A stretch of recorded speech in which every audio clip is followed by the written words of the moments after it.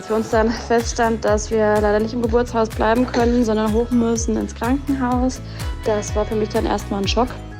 Jetzt ganz ohne die Möglichkeit auf ärztliche Hilfe oder irgendwelche Medikamente hätten wir das nicht geschafft.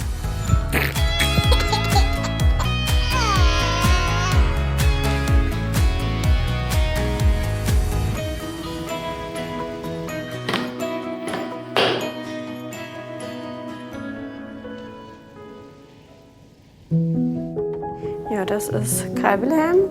Er ist am 8.8. geboren, um 8.58 Uhr. Und er ist jetzt momentan, also jetzt gerade ist er sehr ruhig, jetzt schläft er. Er hat aber momentan ziemlich mit Koliken zu kämpfen. Ja, also momentan sind die Highlights einfach, wenn er dann so in den Armen einschläft oder auf dem Bauch liegt. Und wenn man einfach ihm beim Schlafen zugucken kann einerseits, aber andererseits auch, wenn er durch die Weltgeschichte guckt und man schon so ein bisschen mit ihm spielen kann und einfach merkt, dass er von Tag zu Tag aktiver wird.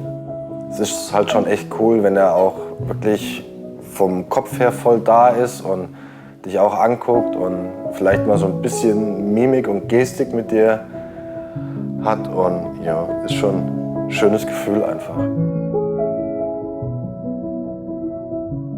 Mein Name ist Lea. Mein Name ist Bene.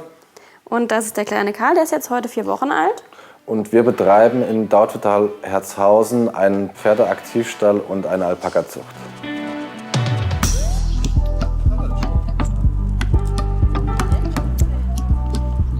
Die Ohren so an. Unser kleines gepunktetes Fohlen da hinten. Das war gerade geboren an dem Sonntag, wo dann die Fruchtblase geplatzt ist. Ich stand in der Nähe von dieser Wurzel und habe dann gemerkt, oh, jetzt ist es soweit. Gerade das Fohlen, das ist gerade auf die Welt gekommen, wir kamen drauf zu und dann ging es bei uns auch los.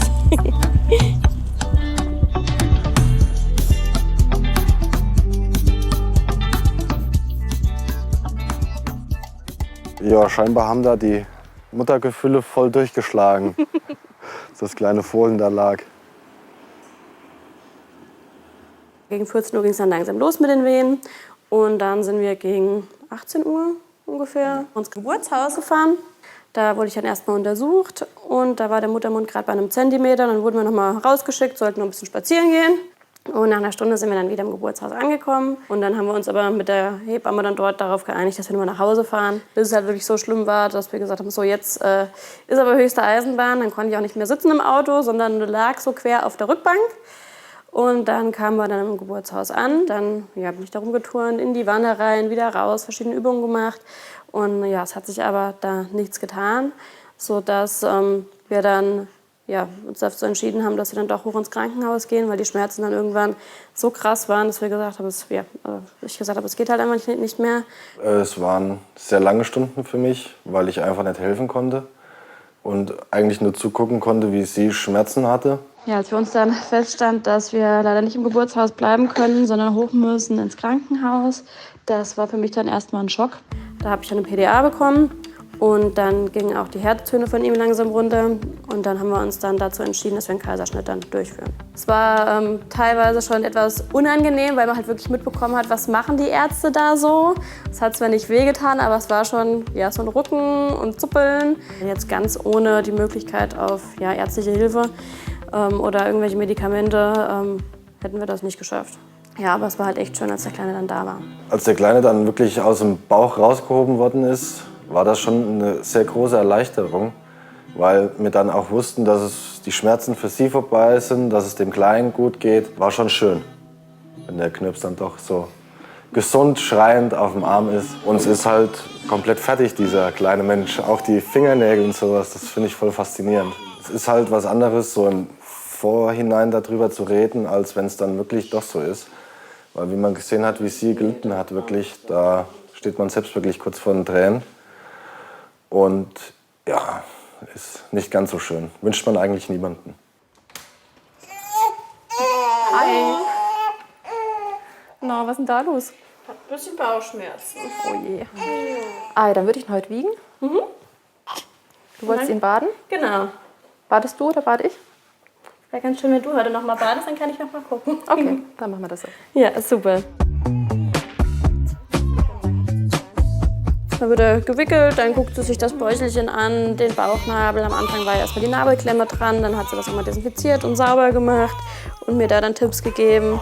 Und als der Nabel dann abgefallen ist, dann kam sie auch, hat sich's angeschaut. Ja, dann wird er immer gewogen, dass ja, auch eine Kontrolle stattfindet, wie er so zulegt.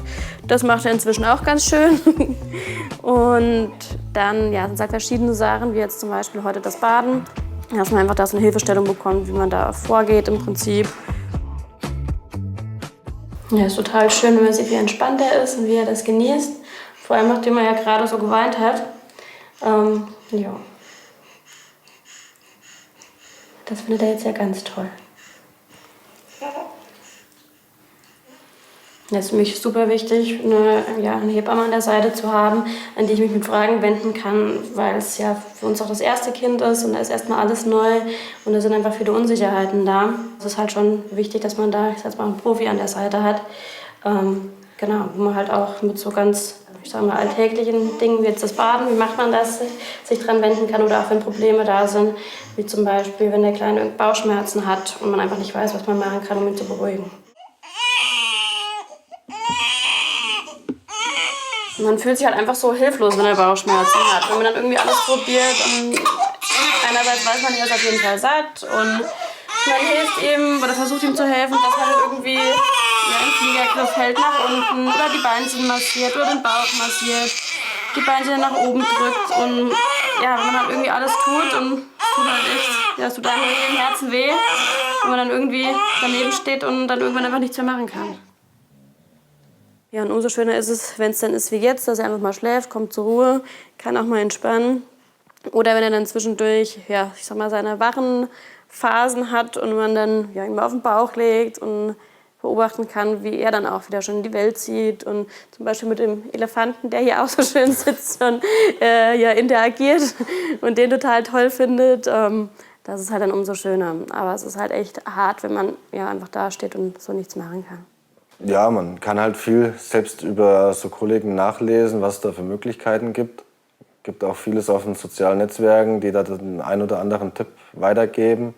Ja, es ist halt prinzipiell genauso wie bei der Geburt die Schmerzen von der Lea. Wenn man nicht helfen kann, ist halt einfach blöd gesagt scheiße, weil man nichts irgendwie machen kann. Und da freut man sich halt auch, wenn er die Bauchschmerzen hat, über jeden Pups und über jeden Rülpser, den er rauslässt und feiert das richtig, so mach weiter. Und ja, ist halt so. Ja.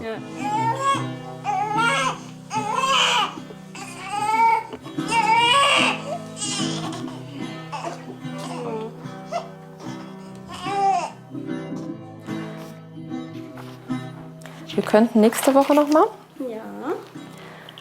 Ja. Ich würde mal behaupten, so grob gegen 11:30.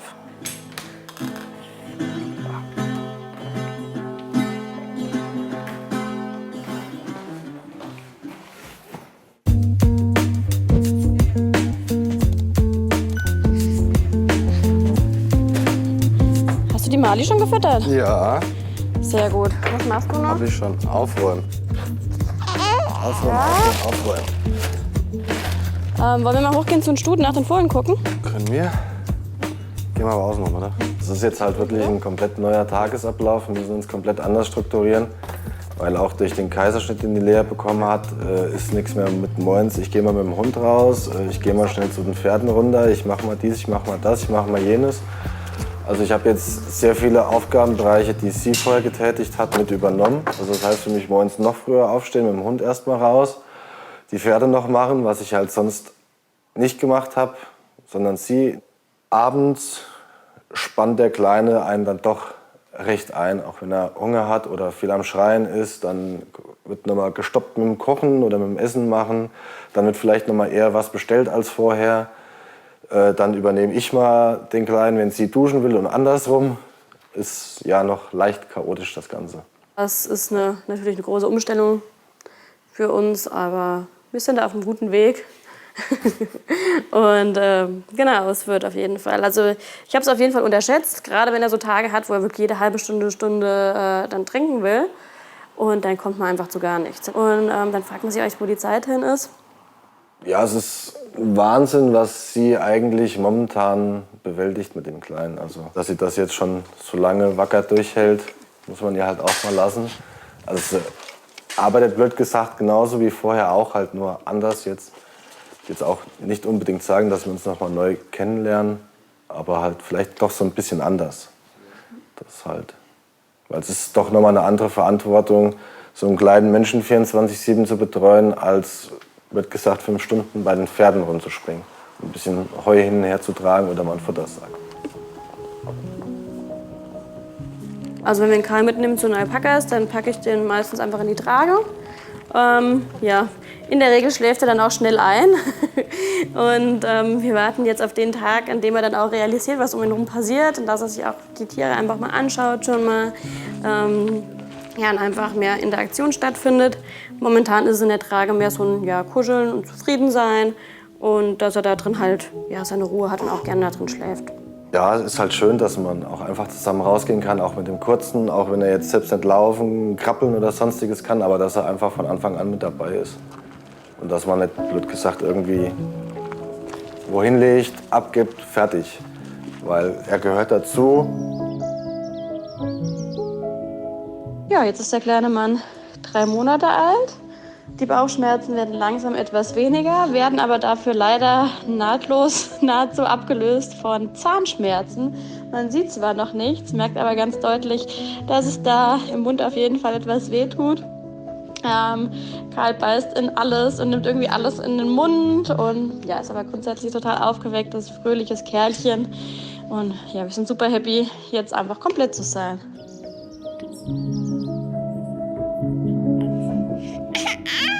Loni. Ich spüre sie nicht. Die ist auch ganz ruhig. Die hört mit. Abends tritt sie mich immer. Eigentlich ist sie schon da. Wir brauchen sie nur noch physisch hier.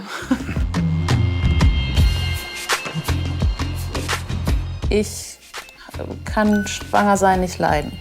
Dieses Unbeweglich-Sein, nach 2 Etagen Treppe laufen, bin ich völlig außer Atem. Und das ist einfach nichts für mich. Ich habe meinen Körper gerne für mich alleine.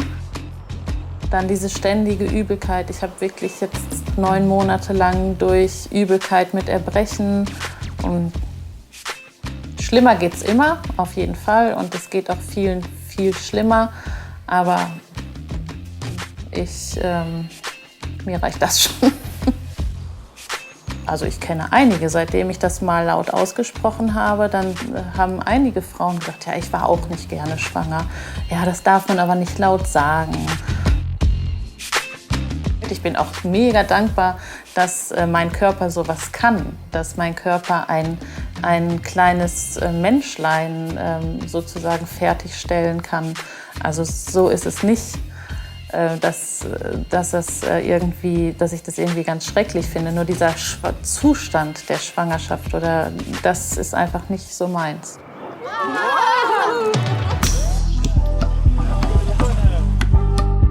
Ich bin Anna, bin 37. Gebürtig komme ich aus Paderborn. Aufgewachsen bin ich in Schlangen, in einem kleinen Dorf. Ich bin Physiotherapeutin.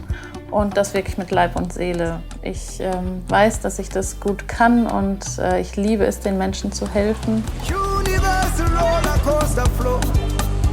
Einfach so 100 Jahre. Ich bin Boris, bin 40 Jahre alt und in Frankfurt geboren. Nach 1,5 Jahren wurde ich von meinen Eltern quasi nach Offenbach verschleppt. Wir leben hier in Offenbach als Patchwork-Familie. Mit den Großen, mit den Zwillingen, das sind Lilly und Lennox. Und das sind meine Kinder aus erster Ehe. Und unsere kleinen Lina und Boris und ich. Und bald der Loni. Ich wollte eigentlich nicht mehr schwanger sein und nicht mehr schwanger werden. Aber für Boris war das noch nicht abgeschlossen. Und dann habe ich mich breitschlagen lassen, das noch mal zu machen.